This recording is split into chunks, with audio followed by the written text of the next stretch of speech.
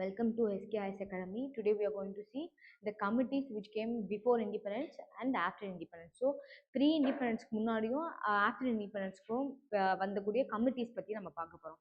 So in the previous class we have seen the committees related to agriculture things. அப்புறம் வந்து இந்த finance departmentக்கு தகுந்த மாதிரி என்னென்ன committees like அப்புறம் வந்து job opportunitiesக்கான committees பத்தி நம்ம பார்த்திருப்போம். And today what we are going to see அப்படின்னு பார்த்தீங்கன்னா today we are going to see labor commissions in British India. So during the British ruling time, so British rule பண்ண சமயத்துல என்னென்ன மாதிரி கமிஷன்ஸ் வந்து அமைச்சிருக்காங்க அப்படின்னு நம்ம பார்க்குறோம். ஸோ இதில் வந்து மெயினாக நம்ம எதை பற்றி பார்க்கணும்னா we are going to see in the labor commission. So இந்த லேபர் கமிஷனில் வந்து what was their main thing, அந்த லேபர் கமிஷன் என்ன ரிஃப்ளெக்ட் பண்ண போகுது, what was their main theme அப்படின்னு பார்த்தீங்கன்னா they have given two important aspects. ஒன்று வந்து என்னென்னு பார்த்தீங்கன்னா industrial control and welfare colonial rule. அதாவது என்னன்னா they want to control the industrial control. All control should be under whom அப்படின்னு கேட்டிங்கன்னா all control should be under British India. அது மட்டும் இல்லாமல் they wanted to make a welfare schemes or welfare policies for whom அப்படின்னு கேட்டாங்கன்னா to the employees.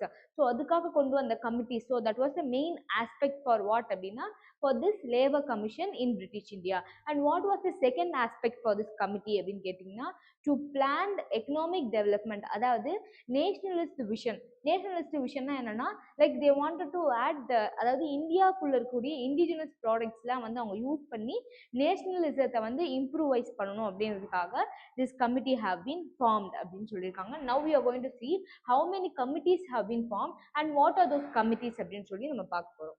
So இந்த first what we are going to see அப்படின்னா what was the committee, அதாவது labour commission அப்படின்னு சொன்ன உடனே அதோட பேக்ரவுண்ட் என்ன அப்படின்னு பார்த்தீங்கன்னா ஃபர்ஸ்ட் திங் வந்து ரேபிட் இண்டஸ்ட்ரியலைசேஷன். ஸோ ரேபிடான இண்டஸ்ட்ரியலைசேஷன். வாட் இஸ் இண்டஸ்ட்ரியலைசேஷன் அப்படின்னா என்னன்னா industrialisation means where industries come forward. So industries come forward for what purpose? For the development purpose காக industries வந்து நிறைய டெவலப் பண்ணி நிறைய பில்ட் பண்றது தான் என்னன்னு சொல்லுவாங்கன்னா ரேபிட் இண்டஸ்ட்ரியலைசேஷன். ரேபிட் இண்டஸ்ட்ரியலைசேஷன் அதாவது வாட் ஃபோக்கஸ்ட் மெயின் அப்படின்னு பார்த்தீங்கன்னா மெயினாக அவங்க வந்து எந்த ஃபோக்கஸ் பண்ணியிருப்பாங்கன்னா இந்த டெக்ஸ்டைல் மில்ஸ். ஸோ நிறைய டெக்ஸ்டைல் மில்ஸ் வந்து என்ன ஆரம்பிச்சிச்சுன்னா நிறைய ப்ரொடியூஸ் பண்ண ஆரம்பிச்சாங்க, நிறைய பில்ட் பண்ண ஆரம்பிச்சாங்க. அண்ட் செகண்ட் ஒன் வந்து பிளான்டேஷன் இண்டஸ்ட்ரி. பிளான்டேஷன் இண்டஸ்ட்ரின் போது வி ஹாவ் நமக்கு என்ன இருக்கு அப்படின்னு பார்த்தீங்கன்னா இந்த டீ காஃபி வந்து நல்லா வந்து க்ரோ பண்ண ஆரம்பிச்சதுனால we had a fertile land அப்படின்னால so they started this to industrialisation. So rapid industrialisation that was improvised in two thing அப்படின்னா ஒன் இஸ் என்னது, one is textile mills and another one is plantation mills அப்படின்னு சொல்லலாம். And what was next அப்படின்னா rising labour unrest and union movements. So labour unrest என்ன காரணம், for what purpose this labour commission have been framed or for what purpose this labour commissions have come அப்படின்னு கேட்டாங்கன்னா for another reason என்ன சொல்றாங்கன்னா இந்த labours வந்து என்ன பண்ண ஆரம்பிச்சாங்கன்னா தே ஸ்டார்டட் டு ஃபார்ம் நிறைய யூனியன்ஸ் வந்து ஃபார்ம் பண்ண ஆரம்பிச்சாங்க. மெயினாக இந்த யூனியன்ஸ் எதுக்காக ஃபார்ம் பண்ண இருப்பாங்கன்னா they'll be starting to strike பண்றதோ, லைக் ஸ்ட்ரைக்ஸ்ல வந்து we will have many different kind of strikes. For example என்னென்ன ஸ்ட்ரைக்ஸ்னா log out strike, log in strike, hunger strike அப்படின்னு சொல்லி அப்புறம் வந்து மிஷின்ஸ் எதுவுமே யூஸ் பண்ணாம அதுதான் லாக் அவுட் ஸ்ட்ரைக் அப்படின்னு சொல்லுவாங்க. ஹங்கர் ஸ்ட்ரைக்னா நமக்கு தெரியும் they won't eat or they won't do any thing of intake எதுவும் எடுத்துக்காம ஹங்கர் ஸ்ட்ரைக் அவங்க பண்ணுவாங்க அப்படின்னு சொல்லுவாங்க. ஸோ அந்த மாதிரி இவங்க என்ன பண்ணாங்கன்னா லேபர்ஸ்க்கு வந்து அவங்களுக்கு வந்து ஒரு தனியான ஒரு பவர்ஃபுல் வந்து they started to gain. So இந்த பவர் கெயின் பண்ணதுனால வாட் தே ஆர் டூயிங் அப்படின்னா they started to form a new union movements. So நிறைய யூனியன் மூவ்மெண்ட்ஸ் வந்து ஸ்டார்ட் பண்ண ஆரம்பிச்சாங்க. அது மட்டும் இல்லாமல் இண்டஸ்ட்ரீஸ் தான் வந்து டெவலப் ஆகுதுன்னா at the other hand what happen அப்படின்னு கேட்டிங்கன்னா there was a poor working conditions. Poor working conditions related to what அப்படின்னு கேட்டிங்கன்னா லாங் ஹார்ஸ். ஸோ என்ன பண்ணுறாங்கன்னா இவங்களுக்கு வந்து லைக் ஃபேக்ட்ரிஸ் இப்போ தான் நம்மளுக்கு என்ன இருக்குன்னா ஃபேக்ட்ரிஸ் ஆக்ட் 1948 அப்படின்னு ஒன்று கொண்டு வந்திருப்பாங்க.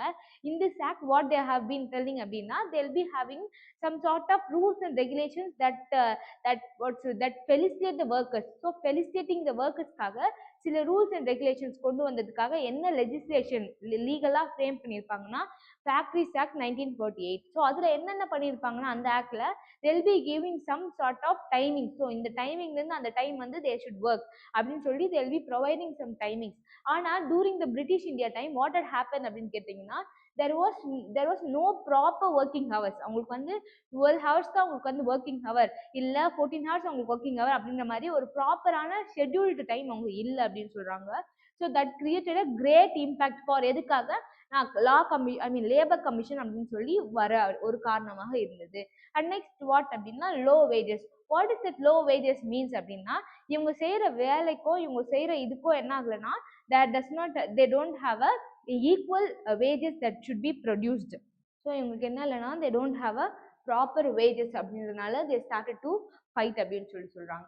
அண்ட் நெக்ஸ்ட் இந்த லேபர் கமிஷன்ஸ்க்கு மெயினான பர்பஸ் என்ன அப்படின்னு பார்த்தீங்கன்னா steady conditions of industrial and plantation labour. நம்ம ஆல்ரெடி சொன்ன மாதிரி இந்த இண்டஸ்ட்ரியலைசேஷன் வந்து எதை இன்க்ரீஸ் பண்ணியிருக்கு, எதை இம்ப்ரூவைஸ் பண்ணியிருக்குன்னா வி ஆல்ரெடி சீன் 2 இண்டஸ்ட்ரீஸை வந்து அது வந்து கான்சென்ட்ரேட் பண்ணியிருக்கு. ஒன் இஸ் என்ன இண்டஸ்ட்ரி, ஒன் இஸ் இந்த plantation industry and another one is இந்த மில்ஸ். இந்த மில்ஸான இண்டஸ்ட்ரீஸை வந்து இது பண்ணியிருக்காங்க. So what they want to do அப்படின்னா இந்த பர்பஸ், அதாவது இந்த லேபர் கமிஷனோட பர்பஸ் என்னன்னா they are going to study, they are going to analyze, they are going to create a framework or structure what the laborers required. லேபர்ஸ்க்கு என்னென்ன தேவை, லேபர்ஸ்க்கு என்னென்ன framework வேணும் அப்படின்னு சொல்லி டிசைட் பண்றதுக்காக இந்த கமிஷனை உருவாக்கி இருக்காங்க அப்படின்றது இதோட one of the purpose. And what was the second purpose அப்படின்னு கேட்டாங்கன்னா suggest reforms for labour welfare. So not only இந்த லேபர் வெல்ஃபேர்க்காக என்னென்ன மாதிரி சஜஷன்ஸ்லாம் கொடுக்கலாம், என்னென்ன மாதிரி சஜஷன்ஸ்லாம் நம்ம கொடுக்கணும் அப்படின்னு சொல்லி they are going to frame. So this was the purpose for what அப்படின்னு கேட்டிங்கன்னா for the labor commission. And next what was the key recommendations. Key recommendationsலாம் என்ன அப்படின்னு பார்த்தீங்கன்னா one is reduction in working hours. So working hours recommendation என்ன, இந்த மாதிரி விஷயங்களை நீங்கள் நடைமுறைக்கு கொண்டு வந்தீங்கன்னா இதெல்லாம் நல்லா இருக்கும் அப்படின்னு சொல்லி ரெக்கமெண்டேஷன் சொல்கிறாங்க. ஸோ அதில் ஒன் ஆஃப் த ரெக்கமெண்டேஷன் என்னன்னு பார்த்தீங்கன்னா that is reduction in working hours. So இந்த கமிஷன் மெயினாக எதுக்காக வச்சுருக்காங்க, இந்த மாதிரி there was no proper working hour. So நீங்கள் என்ன பண்ணணும், you have to reduct the working hour, கம்மி பண்ணணும் என்னோட ஒர்க்கிங் ஹவர்ஸ் அப்படின்ற மாதிரி that telling. And next what அப்படின்னா பெஸ்ட், அதாவது better wages and working condition. So அவங்க வேலை செய்கிற இடம் எப்படி இருக்கணும்னா that should be a hygiene place. அப்புறம் வந்து அவங்களோட வேஜஸுமே வந்து தட் ஷுட் பி ஈக்குவலான ஒரு வேஜஸ் வந்து இருக்கணும். இப்போ அவங்க 12 hours ஒர்க் பண்ணுறாங்கன்னா அதுக்கு தகுந்த மாதிரி they should have a sufficient wages அப்படின்னு சொல்லியிருக்காங்க. அண்ட் நெக்ஸ்ட் வாட் அப்படின்னா ரிகக்னைசேஷன் of trade unions.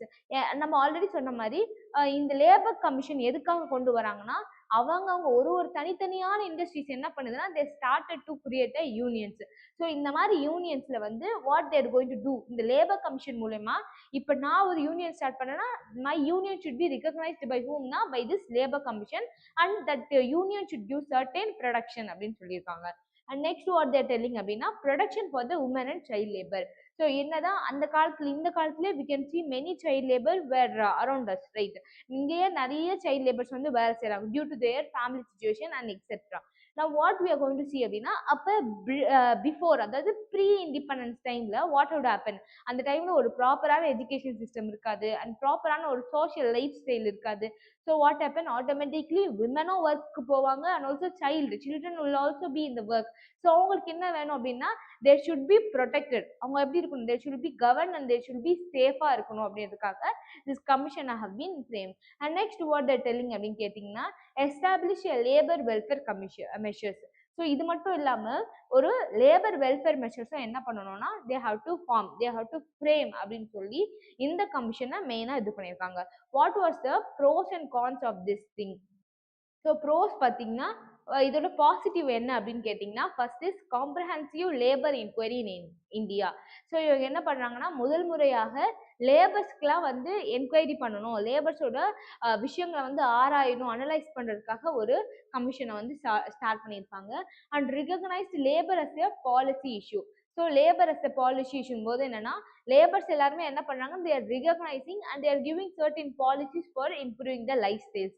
And next what they are telling அப்படின்னா led to the development of the labor legislation. So already இப்போ சொல்கிற மாதிரி now we have many acts like factories act இருக்கு, mines act இருக்கு, அப்புறம் வந்து நிறைய ஆக்ட்ஸ் வந்து என்ன ஆகுதுன்னா நிறைய ஆக்ட்ஸ் வந்து ப்ரிவலண்ட்டாக இருக்குது. ஸோ அந்த மாதிரி அதுக்கெல்லாம் ஒரு அடித்தளமாக, அதுக்கெல்லாம் ஒரு ஃபவுண்டேஷனாக இருந்தது எதுனா இந்த labour commission. And next what was the cons, what was the negative thing அப்படின்னு பார்த்தீங்கன்னா implementation was slow and partial. நம்ம நிறைய கமிட்டிஸ் நிறைய கமிஷன்ஸில் நம்ம என்ன பார்த்துருக்கோம்னா this implementation was slow and பார்ஷியல்ன்றது தான் அதோட மெயினான ஒரு நெகட்டிவ் ரீசனாக இருக்குது அப்படின்னு சொல்கிறாங்க.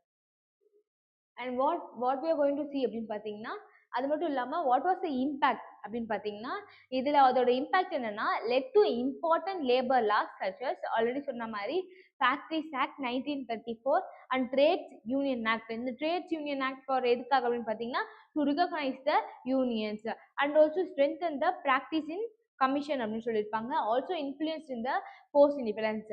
ஸோ இது வந்து என்னன்னா வெறும் ப்ரீ இண்டிபெண்டன்ஸ் காலத்தில் மட்டும் இதெல்லாம் பேசல, ஆஃப்டர் த போஸ்ட் இண்டிபெண்டன்ஸ் காலத்தில் கூட they're talking about this and they're giving some benefits for the labours. And second thing what we are going to see அப்படின்னு பார்த்தீங்கன்னா we are going to talk about this national planning committee. இந்த national planning கமிட்டியோட chairman யாருன்னா the chairman is Jawaharlal Nehru. யார் கீழே under whom this committee have been framed அப்படின்னு கேட்டாங்கன்னா this committee was framed under Lord Linlithgow. What was the background of this committee? என்ன background இந்த committee வச்சிருக்கு அப்படின்னு பார்த்தீங்கன்னா one is growing a realization among the Indian leaders that economic problems required a systematic plan. What they are telling அப்படின்னா they are talking about இப்போ வளர்ந்து வரக்கூடிய பிரச்சனைகள், அந்த வளர்ந்து வரக்கூடிய பிரச்சனைகள் ஒரு நாட்டில் இருக்குன்னா இந்த இந்தியன் லீடர்ஸ் என்ன பண்றாங்கன்னா we should analyze and we should organize how the systematic planning is needed to rectify the problems that arise in the economics. So அந்த மாதிரி விஷயங்களுக்கு என்ன மாதிரி ஒரு சிஸ்டமேட்டிக் பிளான்ஸ் வந்து நம்ம டிட்டர்மைன் பண்ணணும், மாஸ்டர் பண்ணணும் அப்படின்றதுக்காக இந்த கமிஷனை வந்து கொண்டு வந்திருக்காங்க. And next what was the influence, எதை பார்த்து இல்லை என்ன ரிஃப்ளெக்ட் ஆகி what idea have been reflected to frame this committee அப்படின்னு கேட்டிங்கன்னா so that was the two ideas. என்ன ஐடியாஸ் அப்படின்னு பார்த்தீங்கன்னா Soviet planning model and another one is global economic depression. So all around the world there was a depression அப்படின்னா என்னன்னா global economic depression அப்படின்னா due to inflation.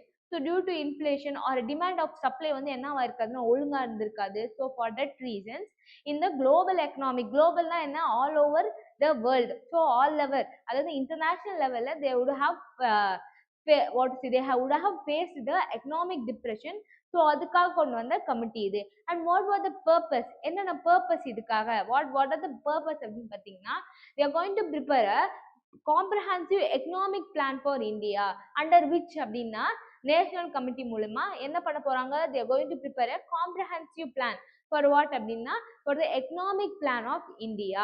And அதுல என்னென்ன மாதிரி விஷயங்கள்லாம் ஃபோக்கஸ் பண்றாங்க அப்படின்னு பார்த்தீங்கன்னா one is industrialization. ஸோ நம்ம இந்தியாவில் மிக மிக முக்கியமான ஒரு வருமானம் ஈட்டக்கூடிய ஒரு துறை அப்படின்னு எதுன்னு பார்த்தீங்கன்னா that is due to the industries. So நிறைய இண்டஸ்ட்ரீஸ் டெவலப் ஆக what would have happen, so நிறைய டிரான்ஸ்போர்ட் பண்ணுவோம், நிறைய எக்ஸ்போர்ட் பண்ணுவோம். ஸோ இதெல்லாம் நமக்கு என்ன ஆகும்னா this will be reflected in our economical structure and this will reflect in our strengthening the economic. So இதெல்லாம் நம்ம என்ன பண்ணணும்னா it all will strengthen the economic அப்படின்னு சொல்லலாம். And next what the telling அப்படின்னா லேபர் வெல்ஃபேர். ஸோ மெயினாக என்ன பண்ணுறாங்க அப்படின்னா ஒரு நாட்டில் எல்லா அமைதியும் நிலவணும் அப்படின்னா அந்த லேபர்ஸ்க்கு இங்கே என்ன பண்ணணும், they have to give a proper scheme and proper welfare scheme அப்படின்னு சொல்லியிருப்பாங்க. So we all know our country, நம்மளுடைய கண்ட்ரி என்ன கண்ட்ரி அப்படின்னு பார்த்தீங்கன்னா it's a welfare state. What is this welfare state or welfare economy அப்படின்னு பார்த்தீங்கன்னா இந்த welfare state வந்து this policy have been taken from the Germany. So ஜெர்மனிலேருந்து தான் இந்த ஐடியாலஜியை வந்து எடுத்திருப்பாங்க. என்ன ஐடியாலஜினா இந்த வெல்ஃபேர் ஸ்டேட் அப்படின்ற ideology.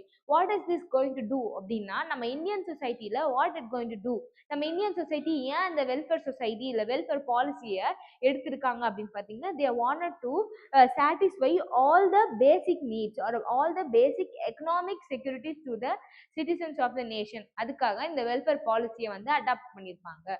Now what we are going to see அப்படின்னா the third thing is resource distribution. ஒரு ரிசோர்ஸை வந்து ப்ராப்பராக டிஸ்ட்ரிபியூட் பண்ணணும். For example in some certain பிளேசஸில் வந்து கேஜிஎஃப் அப்படின்ற ஒரு இடத்துல நிறைய கோல்டு, அந்த கோலார் மைன்ஸ்லலாம் வந்து நிறைய கோல்டு வந்து விளையும். அந்த மாதிரி இருக்கக்கூடிய ரிசோர்ஸஸ் வந்து என்ன பண்ணணும், they have to distribute in a proper manner அப்படின்றது தான் third thing. And next key recommendation. What are the recommendation that have been given in the committee அப்படின்னு பார்த்தீங்கன்னா state control over key industries. State அப்படின்னா எந்த இடத்துல யாருன்னா it's not determining ஒரு it's not denoting a particular state like Tamil Nadu, Andhra Pradesh அந்த மாதிரி state கிடையாது. Here state means government. So government need to control all the key industries. எல்லா முக்கியமான இண்டஸ்ட்ரீஸும் யார் கண்ட்ரோல் பண்ணணும்னா நம்மளுடைய கவர்மெண்ட் வந்து கண்ட்ரோல் பண்ணும் அப்படின்னு சொல்லியிருப்பாங்க. And secondly what they're telling அப்படின்னா பிளான்டு எக்கனாமிக் டெவலப்மெண்ட், பிளான் பண்ண ஒரு எக்கனாமிக் டெவலப்மெண்ட்டை இவங்க என்ன பண்ணணும்னா they have to improvise it அப்படின்னு சொல்லியிருக்காங்க. and what was the next? And அது மட்டும் இல்லாமல் எம்ப்ளாய்மெண்ட் ஜெனரேஷன், ஸோ வரக்கூடிய எம்ப்ளாய்மெண்ட்ஸ், அதாவது எம்ப்ளாயிஸோட ஒரு ப்ராப்பரான ஒரு விஷயத்த பிளான் பண்ணணும் அப்படின்னு சொல்லியிருப்பாங்க. And improvement in labour conditions, so already நம்ம சொன்ன மாதிரி இந்த ப்ரீவியஸ் கமிஷன் என்ன சொல்லியிருப்பாங்க, லைக் இந்த மாதிரி லேபர்ஸோட கண்டிஷன்ஸை இம்ப்ரூவ் பண்ணணும் and they should be employ in ஹைஜீனான ஒரு பிளேஸில் ஒர்க் பண்ணணும் அப்படின்னு சொல்லியிருப்பாங்க. நான் வாட் தேர் டெல்லிங் அப்படின்னா and next one is reduction of economic inequality. Economic இன்இக்வாலிட்டின்னா இந்த ப்ரீ இண்டிபெண்டன்ஸ் டைம்ல தே வுட் ஹாவ் லைக் இவங்களுக்கு இவ்வளோ சேலரி அவங்களுக்கு அவ்வளோ சேலரி அப்படின்ற மாதிரி சில இன்இக்வாலிட்டிஸ் இருக்கும். அந்த மாதிரி இன்இக்வாலிட்டிஸை வந்து என்ன பண்ணணும், பிரேக் பண்ணணும் அப்படின்னு சொல்லியிருப்பாங்க. வாட் வாஸ் த ப்ரோஸ் அப்படின்னு பார்த்தீங்கன்னா first Indian let economic planning effect, அதாவது இந்த கமிட்டி தான் என்ன பண்ணியிருக்குன்னா இந்தியன் எக்கனாமிக் பிளானிங் எஃபெக்டை வந்து ஸ்டார்ட் பண்ணியிருக்கு அப்படின்னு சொல்றாங்க. And next shifted focus from the colonial exploitation, அதாவது நம்ம ஆல்ரெடி பார்த்துருப்போம். நம்ம இந்த கமிட்டிஸ் யார் பீரியட்ல பார்க்குறோம், திஸ் கமிட்டி வாஸ் இந்த பிரிட்டிஷ் பீரியட்ல நம்ம பார்க்குறோம். இந்த பிரிட்டிஷ் பீரியட்ல இருக்கக்கூடிய கமிட்டினால வாட் ஆர் டெல்லிங் அப்படின்னா இந்த பிரிட்டிஷ் எக்ஸ்ப்ளாய்டேஷன்லேருந்து இந்த ஃபோக்கஸ் எப்படி ஷிஃப்ட் ஆயிருக்குன்னா from where to where this focus have been shifted அப்படின்னு கேட்டிங்கன்னா this focus have been shifted from colonial exploitation to what national டெவலப்மெண்ட்டுக்கு திஸ் ஹவ் பீன் ஷிஃப்டட் அப்படின்னு சொல்லலாம். அண்ட் நெக்ஸ்ட் வாட் அப்படின்னா foundation for the post independence planning, this committee had kept a great eye on what for the post independence பிளானிங்காக இதை வச்சிருக்காங்க. What was the cons, what are the negative impact or negative effect of this committee அப்படின்னா could not fully implemented, இது வந்து என்ன பண்ண முடியல, முழுமையாக இதை வந்து இம்ப்ளிமெண்ட் நடைமுறைக்கு கொண்டு வர முடியல. என்ன reason, due to second world war, இரண்டாம் உலக போர்னால they could not bring this is a to the fullest அப்படின்னு சொல்லியிருப்பாங்க. And next limited authority and under British rule, எப்படி இருக்காங்கன்னா அத்தாரிட்டிஸுமே என்ன தான் இருக்காங்க, இங்க லோ நம்பர்ல தான் இருக்காங்க. Because the British number don't wanted to make Indians to become or sit in the higher position, so only British people were there. So அப்படி இருக்கும்போது அங்கே என்ன இருக்கும், there will be a low number அப்படின்னு சொல்றாங்க. What was the impact and follow up of this அப்படின்னு பார்த்தீங்கன்னா one is it is directly influence in planning commission. So நம்ம இப்போ பார்க்குறோம்ல நிறைய பிளானிங் கமிஷன்ஸ் தான் நடக்குது.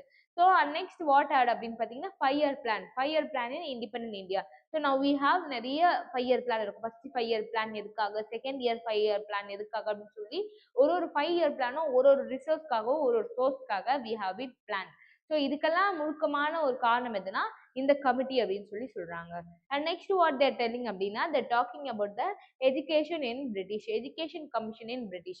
What is this education commission, why education is important அப்படின்னு பார்த்தீங்கன்னா we all know education is the strongest weapon. So British காலத்தில் என்ன பண்ணுறாங்கன்னா how this இந்த ஃபார்ம், அதாவது இந்த ஷிஃப்ட் எப்படி ரிஃப்ளெக்ட் ஆகுது அப்படின்னு பார்த்தீங்கன்னா the shift or the changes that have been reflected like colonial cultural control to gradual expansion and quality control and planning.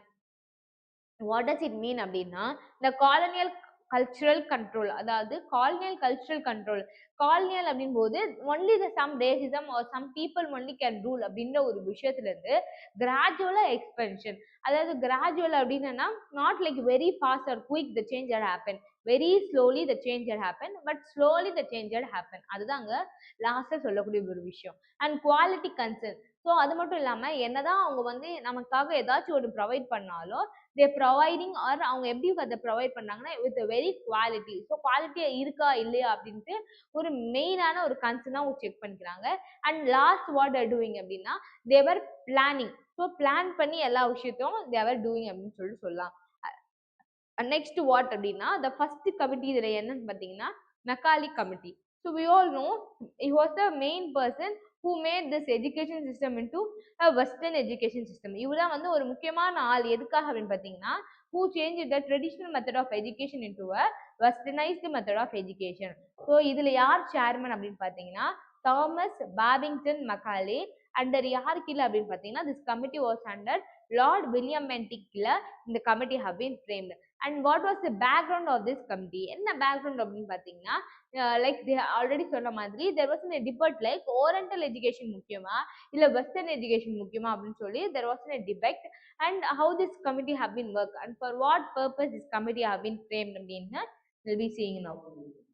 Now what was this purpose for this committee அப்படின்னு பார்த்தீங்கன்னா the main committee is to decide the allocations of the education funds. So என்னதான் வந்து இந்த British India டைம்ல அவங்க வந்து education system வந்து transfer பண்ணணும், தே வாண்டட் டு சேஞ்ச் அப்படின்னு சொன்னாலும் they want some sort of fund. ஒரு ஃபண்ட் இருந்தால் தானே they can create schools, books அந்த மாதிரி சம் சார்ட் ஆஃப் மெட்டீரியல்ஸை வந்து அவங்க ப்ரொவைட் பண்ணணும். ஸோ அதுக்கான ப்ராப்பரான ஒரு ஃபண்டை வந்து அனலைஸ் பண்ணணும் அப்படின்றதுக்காக அதுக்காக கொண்டு வந்த கமிட்டி தான் இந்த committee. And what was the key ideas of this committee அப்படின்னு பார்த்தீங்கன்னா, one is to promote English education. So during that time we don't have, we were using our local language, நம்மளோட colloquial languages தான் நம்ம வந்து use பண்ணிப்போம். But what was the change அப்படின்னு பார்த்தீங்கன்னா, இந்த Macaulay wanted to make a great change. என்ன great changeனா English எஜுகேஷனை கொண்டு வரணும் அப்படின்னு சொல்லி இவர் வந்து எடுத்துட்டு வராரு. And also downplay the traditional Indian learning. இவர் என்ன பண்ணானா, he wanted to change the Indian லேர்னிங்கை வந்து they wanted to change into western learning அப்படின்னு சொல்லி சொல்றாங்க. And what was the pros அப்படின்னு பார்த்தீங்கன்னா, the pros பார்த்தீங்கன்னா they are introducing this thing. what they are introducing அப்படின்னா they are going to introduce a modern western education. நம்ம already பார்த்திருப்போம் who was the father of the modern western education அப்படின்னு பார்த்தீங்கன்னா this Lord Macaulay was the father of western education. and what was the cons, அதாவது என்ன negative purpose, அதாவது நெகட்டிவான things என்னென்ன அப்படின்னு பார்த்தீங்கன்னா, one is they destroyed the indigenous education system. what is this indigenous அப்படின்னா நேட்டிவ் எஜுகேஷன் சிஸ்டத்தை இவங்க என்ன பண்ணியிருக்காங்க, they have been destroyed. so they have been destroyed the native learning. like native learning என்ன பண்ணியிருப்பாங்க during the pre independence timeல, what was the native learning என்னவா இருந்திருக்கும், they would have went to some gurukula. So குருகுலம் போய் அங்க இருக்கக்கூடிய பாடசாலா அந்த மாதிரி சில விஷயங்கள்லாம் அவங்க என்ன பண்ணியிருப்பாங்கன்னா they will be learning their education அப்படின்னு சொல்லலாம். And what was the impact அப்படின்னு பார்த்தீங்கன்னா, இம்பேக்ட் வந்து foundation of the Indian education system, அதாவது இங்கிலீஷ் எஜுகேஷன் சிஸ்டம் இன் இந்தியாவுக்கான ஃபவுண்டேஷன் எது அமைச்சது அப்படின்னு பார்த்தீங்கன்னா திஸ் கமிட்டி ஹேட் ஃப்ரேம்ட் அப்படின்னு சொல்றாங்க. அண்ட் நெக்ஸ்ட் வாட் அப்படின்னா, ஃபர்ஸ்ட் கமிட்டி நம்ம என்ன பார்த்தோம், மெக்காலி கமிட்டி. மெக்காலி கமிட்டியோட ஹெட் யாரு, ஸோ மெக்காலி. இந்த மெக்காலி கமிட்டியோட யார் கீழே இந்த Macaulay committee had done, under whom, very good, William Bentinck கீழே தான் இந்த Macaulay committee have been done. For what purpose this Macaulay committee had done அப்படின்னா, to promote a western education in our country. அது மட்டும் இல்லாம what was the purpose of this committee னா to collect or to allocate fund for the education system அப்படின்னு சொல்றாங்க. and second committee என்னன்னா, second committee is Wood's Dispatch. அதாவது Wood's Dispatch இதோட chairman யாருன்னா Charles Wood. Charles Wood was the chairman of this committee. and what they are telling, இது யார் கீழே நடந்திருக்கும் அப்படின்னு பார்த்தீங்கன்னா Lord Dalhousie. First committee is under Lord William Bentinck and second committee is Lord Dalhousie. and what was the purpose, இதுக்கான purpose என்ன அப்படின்னு பார்த்தீங்கன்னா for the comprehensive education policy. so நம்ம இப்போ யூஸ் பண்றோம், today we have been using education policy. என்ன education policy we are using அப்படின்னா national education policy 2020 or new education policy 2020. இந்த NEP policy of 2020 என்ன சொல்லுது அப்படின்னு பார்த்தீங்கன்னா, லைக் ஸ்ட்ரக்சரல் லேர்னிங் வந்து இருக்கணும், 5+3+2 அப்படின்ற மாதிரி some structural learning they have been given. அதுல என்ன சொல்லியிருப்பாங்கன்னா till the class of 5th or 6th என்ன பண்ணியிருக்கணும் அப்படின்னா only the mother tongue, அதாவது நம்மளுடைய மதர் டங் லாங்குவேஜ்ல தான் வந்து அவங்க வந்து இது பண்ணணும், லைக் எஜுகேஷன்ஸ் வந்து கொடுக்கணும் அப்படின்னு சொல்லியிருப்பாங்க. இதுல வந்து what was the recommendation have been given, என்ன ரெக்கமெண்டேஷன் கொடுத்துருக்காங்க அப்படின்னா ஹைராக்கி படியா கொடுத்துருக்காங்க. என்ன ஹைராக்கி அப்படின்னா, நம்ம இப்ப படிக்கிறோம்ல we would have no பிரைமரினா from this class to that class and secondary higher. அந்த மாதிரி பிரைமரி அப்படின்னா வெர்னாகுலர் அப்படின்னா வெர்னாகுலர் லாங்குவேஜஸ்ல they will be using. Vernacular லாங்குவேஜஸ்னா that is our local language. and secondary அப்படின்னா some sort of standards would be involved. and university எதுல தான் எடுப்பாங்க அப்படின்னு பார்த்தீங்கன்னா the teachings will be in the இங்கிலீஷ்ல மட்டும் தான் இதெல்லாம் நடக்கும். அண்ட் ஆல்சோ இந்த டைம், அதாவது என்ன கமிட்டி, வுட்ஸ் கமிட்டி. இந்த வுட்ஸ் கமிட்டியில தான் what they have been established அப்படின்னா they have been established universities. இப்போ நம்ம படிக்கிற யூனிவர்சிட்டிஸை வந்து எப்போ வந்து they have been established during the Woods Committee. When was the universities have been established? This university have been established during the Woods Dispatch Committee அப்படின்னு சொல்லி we have to analyze. And what was the pros? இதுக்கான ஒரு பாசிட்டிவான thinking என்னன்னா blueprint of modern India education system. So modern India அதாவது இப்போ இருக்கக்கூடிய நவீன இந்தியாவுக்கு தேவைப்படக்கூடிய ஒரு ப்ளூ பிரிண்டா ஒரு ஸ்டார்டிங் ஒரு லைக் என்ன சொல்ல ஒரு ஃப்ரேம் ஒர்க்கா எது திகழ்ந்திருக்கு அப்படின்னு பார்த்தீங்கன்னா இந்த வுட்ஸ் டிஸ்பேட்ச் கமிட்டி வந்து இருக்கு அப்படின்னு சொல்றாங்க. வாட் வாஸ் த கான்ஸ் அதாவது நெகட்டிவ் திங் என்னன்னா it had limited the rural reach. இது என்ன பண்ணல ஒன்லி இந்த அர்பன்ல மட்டும்தான் this have been very popularised and very என்ன சொல்ல எல்லாருக்கும் வந்து இது வந்து தெரியப்பட்டுச்சு, வெரி அவேர்னஸா இருந்து எல்லாருக்குமே இருந்தது. பட் இந்த நெகட்டிவ் வந்து என்னன்னா லைக் ரூரல் ஏரியாஸ்ல வந்து இது வந்து என்ன ஆகலாம் அந்த அளவுக்கு வந்து எக்ஸ்பேண்ட் ஆகல, அந்த அளவுக்கு எக்ஸ்பிளைன் ஆகல அப்படின்னு சொல்லி சொல்லலாம். And next what we are going to see அப்படின்னா we are going to see நம்ம ஆல்ரெடி சொன்ன மாதிரி இந்த கமிஷன் மூலயமா நிறைய யூனிவர்சிட்டிஸ் வந்து ஃப்ரேம் பண்ணியிருப்பாங்க. அந்த யூனிவர்சிட்டிஸ் வந்து எந்தெந்த பிளேஸ் எல்லாம் ஃப்ரேம் பண்ணியிருக்காங்க அப்படின்னா one is in Calcutta, another one is Bombay, another one is Madras. CPM இந்த சிபிஎம் கீழே தான் இந்த யூனிவர்சிட்டிஸ் வந்து எஸ்டாப்ளிஷ் பண்ணியிருப்பாங்க. இந்த யூனிவர்சிட்டி ஹவ் பின் எஸ்டாப்ளிஷ்டு யார் கீழே எஸ்டாப்ளிஷ்னா வுட். அண்ட் இதுல யார் வருவார் அண்டர் ஹூம் அப்படின்னா under whom Lord Dalhousie. Very good. So இவங்க கீழே தான் இந்த committee have been done. And third one what we are going to see, third commission எதுக்காக அப்படின்னு பார்த்தீங்கன்னா the Hunter Commission.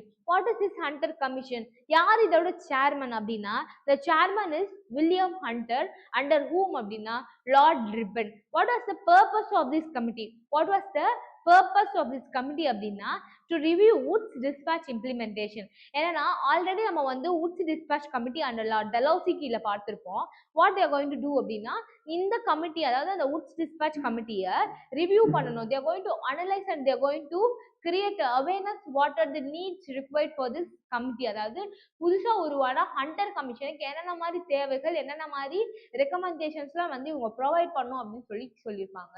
And next what அப்படின்னா இந்த பிரைமரியான ஒரு விஷயங்கள் என்னன்னா இதோட ரெக்கமெண்டேஷன் அதாவது இதெல்லாம் பண்ணா நல்லா இருக்கும் அப்படின்ற மாதிரி சொல்லக்கூடிய விஷயங்கள் எது அப்படின்னு பார்த்தீங்கன்னா they are focusing on mainly on primary education. What is the primary education? நம்ம ஆல்ரெடி சொன்ன மாதிரி இந்த Woods Dispatchல 3 kinds அதாவது 3 கேட்டகரிஸா பிரிச்சிருப்பாங்க. ஒன் இஸ் vernacularல, another one is primary, another one is secondary, and another one is university level. Now what this Hunter Commission is going to focus அப்படின்னா the Hunter Commission is going to focus mainly in primary education. So அந்த first stage educationல தான் இவங்க focus பண்றாங்க. டீசென்ட்ரலைஸ்டா இருக்கு. So already நம்ம பார்த்த மாதிரி that is only focusing on urban area. ஆனால் இந்த கமிஷன் மூலமா என்ன பண்றாங்கன்னா தட் இஸ் இன் டீசென்ட்ரலைஸ்டு கமிஷனா இதை வந்து மாத்திருக்காங்க அப்படின்னு சொல்றாங்க. What was the pros? இதுக்கான ப்ரோஸ் அதாவது இதுக்கான பாசிட்டிவ் திங்ஸ் எல்லாம் என்ன அப்படின்னு பார்த்தீங்கன்னா boosted the primary education. Already சொன்ன மாதிரி லாஸ்ட் நம்ம என்ன பார்த்தோம், Macaulay committee had boosted the western education. So இதுல இதோட ப்ரோஸ் என்னன்னா this had been boosted the பிரைமரிக்கான education சிஸ்டத்தை பூஸ்ட் பண்ணிருக்கு அப்படின்னு சொல்றாங்க. What was the con? அதாவது இதோட நெகட்டிவ் சிஸ்டம்ல நெகட்டிவ் இம்பாக்ட் என்னன்னா வெரி வீக் எக்ஸிகியூஷன். ரொம்ப வீக்கான எக்ஸிகியூஷன் தான் இது வந்து செயல்பட்டிருக்கு அப்படின்னு சொல்றோம். And what was this committee? அதோட ஃபிஃப்த் கமிட்டி நம்ம என்ன பார்க்குறோம்னா சாட்லர் கமிஷன். இந்த சாட்லர் கமிஷனோட சேர்மன் யாருன்னா மைக்கேல் சாட்லர். அண்டர் ஹூம் அப்படின்னா லார்ட் செல்ம்ஸ்ஃபோர்ட். இவங்க கீழே தான் இந்த committee have been done. So fourth commission என்ன பார்த்தோம், ஹண்டர் கமிஷன். ஹண்டர் கமிஷனோட ஹெட் யாரு? Very good, William Hunter. Fifth வந்து சாட்லர் கமிஷன் ஆச்சு. ஃபிஃப்த் வந்து சாட்லர் கமிஷன். ஸோ இதோட சேர்மன் யாருன்னா sir Michael Sadler. Under whom அப்படின்னா Lord Chelmsford. What was the purpose அப்படின்னா இதோட பர்பஸ் என்னன்னா ஸ்டடி யூனிவர்சிட்டி எஜுகேஷன். நம்ம ஆல்ரெடி வந்து ஹண்டர் கமிஷன் பார்த்துருப்போம். ஹண்டர் கமிஷனோட மெயினான ஒரு இம்ப்ளிமெண்டேஷன் இல்லை மெயினான ஒரு ரெக்கமெண்டேஷன் என்ன, they're going to study or they're going to review இந்த அந்த பிரைமரி எஜுகேஷனை பார்க்கறது. அதே இந்த சாட்லர் கமிஷனோட மெயினான work, what was the main work of this Sadler commission அப்படின்னா they're going to analyse the university எஜுகேஷனை அனலைஸ் பண்றாங்க. அண்ட் ரெக்கமெண்டேஷன்ஸ்ல என்னென்ன கொடுக்குறாங்க, what are the recommendation they're giving அப்படின்னா one is 12 year school system இருக்கணும். லைக் நம்ம இப்போ ஃபாலோ பண்ணக்கூடிய 12th ஸ்டாண்டர்ட் வரைக்கும் இருக்கணும் அப்படின்ற மாதிரி they are giving a recommendation. 12 வருஷங்கள் வந்து என்ன இருக்கணும்னா ஸ்கூல் சிஸ்டம் இருக்கணும். அண்ட் ஆல்சோ இந்த டீச்சிங்குமே என்ன பண்ணணும், டீச்சிங் குவாலிட்டியுமே என்ன எப்படி இருக்கணும்னா தட் ஷுட் பி என்ன இம்ப்ரூவைஸ்டு திங்கா இருக்கணும் அப்படின்னு சொல்றாங்க. வாட் வாஸ் த ப்ரோஸ், இதோட பாசிட்டிவான திங் என்ன அப்படின்னு பார்த்தீங்கன்னா இட்ஸ் ஹாலிஸ்டிக் ரிஃபார்ம். ஹாலிஸ்டிக் ரிஃபார்மா இது இருக்கு அப்படின்னு சொல்றோம். Now what committee we have seen அப்படின்னா we have seen Sadler Commission and next committee is Haddock Committee. Haddock Committee. இந்த Haddock Committee அப்படின்னா இது என்ன பண்ணுது அப்படின்னா who was the chairman of this committee அப்படின்னா the chairman of this committee is Philip Haddock.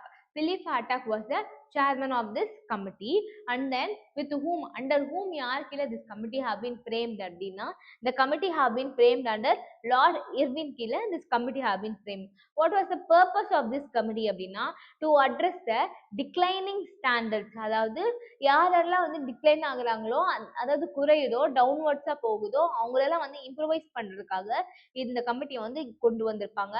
What was the recommendation of this committee அப்படின்னா they will be focusing on quality over expansion. அதாவது என்னதான் இவங்க வந்து லைக் எக்ஸ்பேண்ட் பண்ண மாட்டாங்க, they won't expand. So இந்த மாதிரி ஒரு விஷயங்கள் வந்து எக்ஸ்பேண்ட் பண்ணி எடுத்துட்டு போறோம் அந்த மாதிரி எல்லாம் கிடையாது. But they wanted a quality type of education தான் அவங்க கொடுக்கணும் அப்படின்னு நினைக்கிறாங்க. கிரிட்டிசிசம் அப்படின் போது என்னன்னா it was a slowed educational growth. இது எப்படி இருக்குன்னா ரொம்ப ஸ்லோவான ஒரு எஜுகேஷனல் growth-ஆ இது வந்து அமைஞ்சிருக்கு அப்படின்னு சொல்றாங்க. And what that we are going to see அப்படின்னா Sargent plan. Sargent plan அப்படின்னா என்ன, for what purpose this committee have been given and how the committee have been going to work அப்படின்னா chairman அப்படின்னு யாருன்னா chairman is Sir George Sargent அப்படின்றவர் தான் chairman. இது யார் கீழ வந்து பண்ணியிருக்காங்கன்னா under Lord Wavell. What was the purpose of this committee? Already நம்ம சொன்ன மாதிரி நேஷனல் எஜுகேஷன் பிளான் அப்படின்னு சொல்லி ஒரு கமிட்டியை வந்து ஆர்கனைஸ் பண்ணியிருப்பாங்க. இந்த சர்ஜென்ட் பிளானும் எதுக்காக அப்படின்னு பார்த்தீங்கன்னா this is also mainly focusing on the education பிளான்காக கொடுத்துருக்காங்க. And what was the goal, இதோட கோல் என்ன, இதோட எய்ம் என்ன, இதோட ஆப்ஜெக்டிவ்ஸ் என்ன அப்படின்னு பார்த்தீங்கன்னா one is universal primary education. What was the goal அப்படின்னு கேட்டிங்கன்னா யூனிவர்சல்னா they want to make it a expanded thing அப்படின்றது மாதிரி யூனிவர்சல் பிரைமரி எஜுகேஷன்.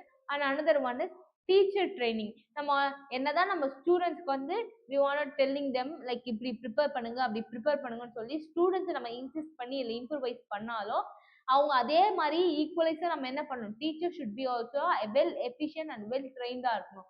ஸோ அதுக்காக வாட் தேர் டூயிங் அப்படின்னா இதோட மெயினான ஒரு கோல் என்னன்னா this committee or this plan is going to aim or improvise the டீச்சரோட quality through how it going to happen.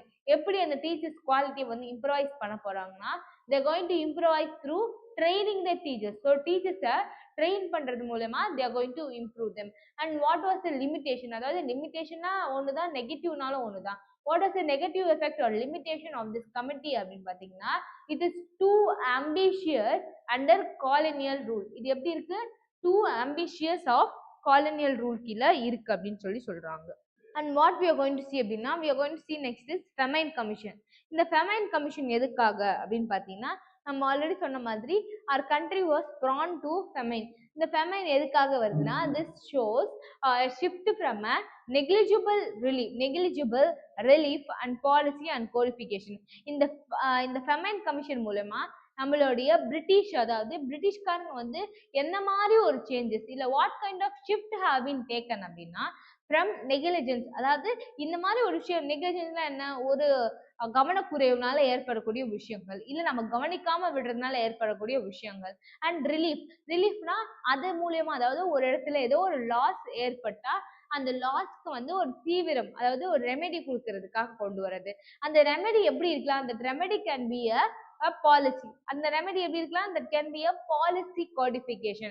Codification is nothing but codes or rules or bylaws or regulations or policies. So அந்த மாதிரி நம்ம சொல்லலாம் அப்படின்னு சொல்றாங்க.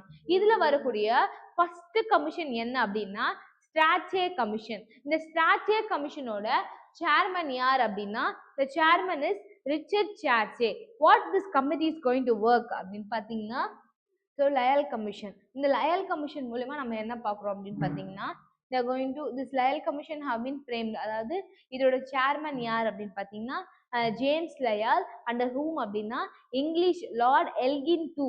Lord Elgin two அப்படின்ற கீழே தான் this Lyall commission have been framed அப்படின்னு சொல்றாங்க.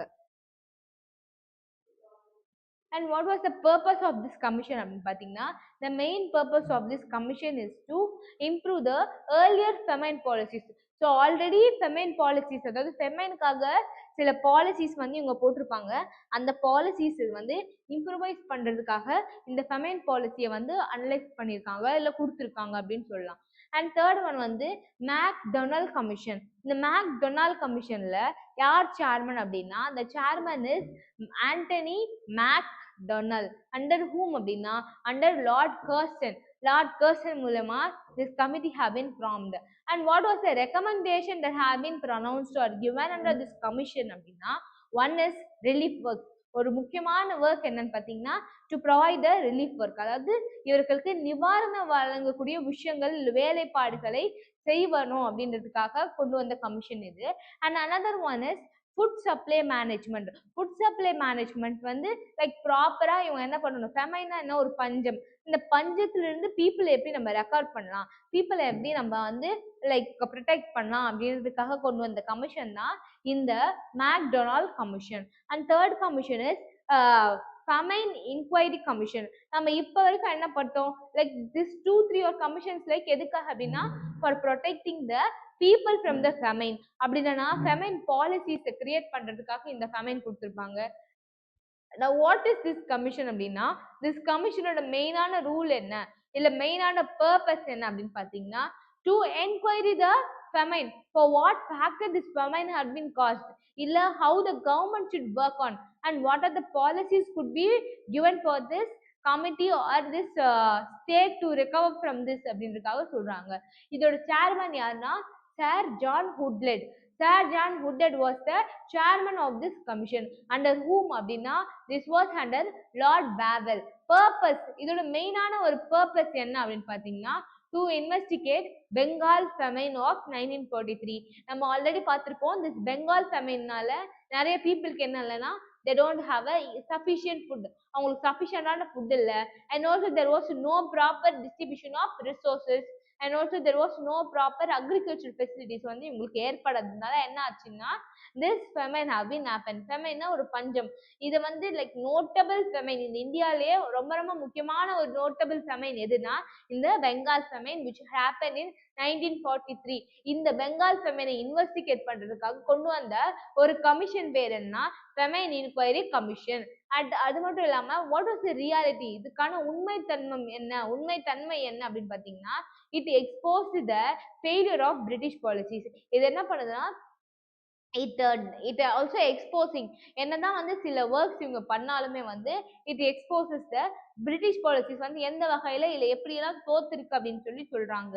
And what we are going to see next அப்படின்னு பார்த்தீங்கன்னா, we are going to see இந்த 3 கவர்மெண்ட்னாலே we know that government has 3 organs. One is legislature, another one is judiciary, another one is executive. What was this legislature? Legislature na enna? This legislature consists of state legislature and central legislature. So in the legislature oda main work enna, they are going to enact laws. They are going to enact laws, and it also going to formulate the policies according to the will of the state, and they are going to entrust it legally. So legally அவங்க என்ன பண்ண போறாங்கன்னா, இதெல்லாம் வெளிக்காட்டணும், அதுக்காக கொண்டு வந்த ஒரு பாடி என்னன்னா legislature. And second one வந்து executive. We all know the executives வந்து என்ன பண்ண போறாங்க, they are going to execute or they are going to look after the policies that have been framed by the legislatures. So what this executives, யாரெல்லாம் who all falls under this executives அப்படின்னு பார்த்தீங்கன்னா, one is president, another one is governor of all the states or each state, and police officer and bureaucrats. இவங்க எல்லாருமே எது கீழே வருவாங்கன்னா இந்த executive கீழே வருவாங்க. Now we are going to see judiciary. Judiciary அப்படிங்கும்போது என்னன்னா, they are the important wing, and they could sometimes they could handle, எப்படி அவங்க ஹேண்டில் பண்ணாங்கன்னா, sometimes they could be a independent body or independent judiciary, and sometimes they have more power than other than two authority. அந்த மாதிரி கூட சில இடத்துல அவங்க நடந்துப்பாங்க. But how our government should function அப்படின்னா, our government should function in a both checks and balance. So எல்லாத்துலயும் எப்படி இருக்கணும்னா ஒரு செக் அண்ட் பேலன்ஸ் வந்து இருக்கணும். அது மட்டும் இல்லாம they should have a separation of powers. separation of powers அப்படின்னு சொல்லி லாட்டிமர் பிரின்சிபல்ஸ்ல சொல்லியிருப்பாங்க. ஸோ அந்த Latimer principles they should have given a guidelines for how separation power should be handled or how separation power should be going on a state அப்படின்னு சொல்றோம். why this thing have been said அப்படின்னு பார்த்தீங்கன்னா now we are going to see law commission. So law commission போது இந்த law commission எதுக்காக frame பண்ணியிருக்காங்க and what was the main commissions work அப்படின்னு பார்த்தீங்கன்னா இந்த கமிஷன் வந்து it going to lay down a foundation of modern Indian legal system. இது என்ன பண்ண போகுதுன்னா ஒரு மாடர்ன் இந்தியன் லெஜிஸ்லேஷன் இல்லை மாடர்ன் இந்தியன் லீகல் சிஸ்டத்துக்கான ஒரு அடித்தளமாக இந்த கமிஷன்ஸ் வந்து அமைக்க போகுது. இந்த லா கமிஷன்ல what we are going to see அப்படின்னா we are going to see the first commission. இந்த first commissionோட பேர் என்ன அப்படின்னு பார்த்தீங்கன்னா the first law commission. who was the chairman of this commission அப்படின்னு கேட்டிங்கன்னா Thomas Babington Macaulay. Thomas Babington Macaulay was the chairman of this committee. under whom அப்படின்னா it was under Lord William Bentinck. so Lord William Bentinck தான் this committee have been formed. what was the purpose of this committee? what was the purpose of this committee அப்படின்னா the purpose of this committee is to like they are going to make a certain outcomes. அதாவது codify laws போது என்னன்னா like இது வரைக்கும் வந்து this pre independence டைம்ல என்ன பண்ணியிருப்பாங்கன்னா ஹிந்துஸ்க்குன்னு ஒரு தனியான ஒரு பர்சனல் லா இருக்கும் அண்ட் முஸ்லிம்ஸ்க்கு ஒரு தனியான ஒரு காமன் லா இருக்கும். அண்ட் அது மட்டும் இல்லாம இது ரெண்டும் இல்லாம and British will have a statutory laws. so statutory laws which everyone should be followed. now there going to be a conflict between personal law and common law. so இந்த மாதிரி எல்லாம் இல்லாம இருக்கும்போது இவங்க என்ன பண்றாங்கன்னா they are framing a codified laws. ஒரு codified laws வந்து frame பண்றாங்க for this particular religion or for particular thing they are going to frame a act or legal provisions அப்படின்னு சொல்லலாம். and next what we are going to see what was the outcome of this thing அப்படின்னு பார்த்தீங்கன்னா the outcome of this is IPC அதாவது Indian penal code அப்படின்ற ஒரு விஷயத்தை வந்து என்ன பண்ணியிருக்காங்கன்னா they have been established. how for what அப்படின்னு பார்த்தீங்கன்னா this was have been இது எப்போ நடந்திருக்குன்னா இந்த முதல் லா கமிஷன் டைம்ல தான் இந்த ஐபிசியை வந்து எஸ்டாப்ளிஷ் பண்ணியிருக்காங்க. and second one is second law commission. now what the second law commission is going to do? இதோட சேர்மன் யாருன்னா John Romilly. who was the chairman of this committee அப்படின்னா John Romilly. who was the chairman of second law commission? John Romilly. and outcome என்ன அப்படின்னு பார்த்தீங்கன்னா இந்த சமயத்துல தான் CBC அதாவது சிவில் ப்ரொசீஜர் கோடு வந்து இன்ட்ரோடியூஸ் பண்ணிருப்பாங்க. we all know for what purpose civil procedure code have been used அப்படின்னா this code had been used for what? for the civil matters that including the tenants, rents, அப்புறம் அது மட்டும் இல்லாம அந்த சொத்து வழக்கு movable property, immovable property. So இந்த மாதிரி ப்ராப்பர்ட்டிஸ்ல உள்ளடக்கக்கூடிய ஒரு விஷயங்கள் இல்லை உள்ளடக்கக்கூடிய கோட்ஸ் யார் அப்படின்னு பார்த்தீங்கன்னா யாரு? That is civil procedure code. நம்ம ஆல்ரெடி பார்த்துருப்போம். ஃபர்ஸ்ட் கமிஷன் என்னன்னு சொல்லியிருப்பேன் to frame a codify laws. அந்த கோடிஃபை லாஸ் தான் நம்ம என்ன சொல்றோம்னா ஐபிசி கோடிங்ன்ற போது Indian penal code and civil procedure கோடுன்னு சொல்லி நம்ம சொல்றோம். அண்ட் தேர்ட் ஒன் வந்து கான்ட்ராக்ட் லா. 1872லயே வந்துக்கூடிய ஒரு லா எதுனா contract act. What is this contract act has been doing இல்ல contract law has been doing அப்படின்னா that have been framing a contract between how a valid contract should be. எப்படி ஒரு valid contract இருக்கணும் அப்படின்னு பார்த்தீங்கன்னா எப்படி இருக்கணும்? there should be a proper ஒரு கான்ட்ராக்ட் இருக்கணும்னா என்ன இருக்கணும்? ப்ராப்பரான ஒரு ஆஃபர் அண்ட் அக்செப்டன்ஸ் இருக்கணும். நான் ஆஃபர் பண்றேன்னா நீங்க அதை அக்செப்ட் பண்ணணும். அப்பதான் எப்படி இருக்கும் என்னோட அக்ரிமெண்ட் வந்து வேலிடான ஒரு அக்ரிமெண்டா இருக்கும். ஸோ அந்த மாதிரி விஷயங்கள்லாம் பேசக்கூடிய ஒரு விஷயம் எதுனா இந்த கான்ட்ராக்ட் லா. இந்த கான்ட்ராக்ட் லா எப்போ வருது? எந்த கமிஷன் டைம்ல வருதுன்னா this had been coming under the commission time of second law commission. now we are going to see what is this third law commission. இந்த third law commission ஓட அவுட்கம் என்னன்னா இந்த third law commission டைம் தான் இந்த Indian evidence act அப்படின்ற ஒரு விஷயத்தை வந்து கொண்டு வராங்க.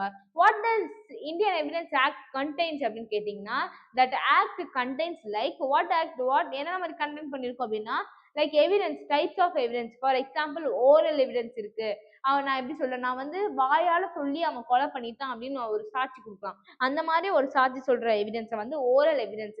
ஹியர் அண்ட் சே அப்படின்னா hear and say hear and சேனா எவிடன்ஸ்னா என்னன்னா, லைக் நான் ஒரு விஷயத்த வந்து சொல்லியோ இல்ல நான் ஒரு விஷயத்த வந்து கேட்டோ மத்தவங்களுக்கு வந்து நான் கேட்டுட்டு சொல்ற விஷயத்த நம்ம என்னன்னு சொல்லணும்னா ஹியர் அண்ட் சே விஷயம் அப்படின்னு சொல்லி சொல்லலாம், ஆர் எவிடன்ஸ் அப்படின்னு சொல்லி சொல்லலாம்.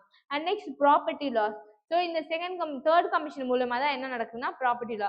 ஃபர்ஸ்ட் கமிஷன் சமயம் என்ன நடந்தது, ஐபிசி வந்து எஸ்டாப்ளிஷ் ஆயிருக்கும். செகண்ட் கமிஷன் டைம்ல என்ன நடந்திருக்கும், சிபிசி சிவில் ப்ரொசீஜர் கோட் வந்து எனபிள் ஆயிருக்கும். And third and also contract ஆக்டுமே எப்பனா செகண்ட் கமிஷன் டைம் தான் நடந்திருக்கும். அண்ட் தேர்ட் கமிஷன் என்ன அப்படின்னு பாத்தீங்கன்னா that is Indian evidence act and property laws வந்து என்ன பண்ணிருப்பாங்கன்னா they would have been established அப்படின்னு சொல்லி சொல்றாங்க. And next fourth one is fourth law commission. இந்த ஃபோர்த் லா கமிஷனோட சேர்மன் யாரு அப்படின்னா the fourth commission chairman is Whitney Stokes. Whitney Stokes அப்படின்றதான் fourth commissioner chairman. Now fourth law commission. This fourth law commission deals on what அப்படின்னா who was the chairman of this fourth law commission அப்படின்னு கேட்டீங்கன்னா the chairman of this commission is Whitley Stokes.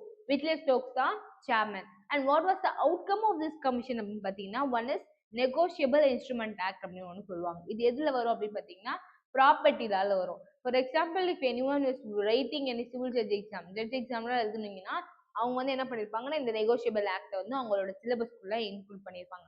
What is this going to say, இந்த negotiable ஆக்ட்ல என்ன சொல்லியிருப்பாங்கன்னா how the agreement should be framed and what are the things that have been involved அப்படின்ற மாதிரி விஷயங்களை சொல்லியிருப்பாங்க. And also trust லாஸ்னா many ட்ரஸ்ட்லாம் வந்து அப்போ frame பண்ணியிருப்பாங்க. அந்த மாதிரி அந்த ட்ரஸ்ட்கான லாஸ் விதிமுறைகளை வந்து கொடுத்துருப்பாங்க. And third one is property and procedural laws. Property and procedural laws வந்து எப்படி இருக்கணும் அப்படின்னு சொல்லியிருக்காங்க.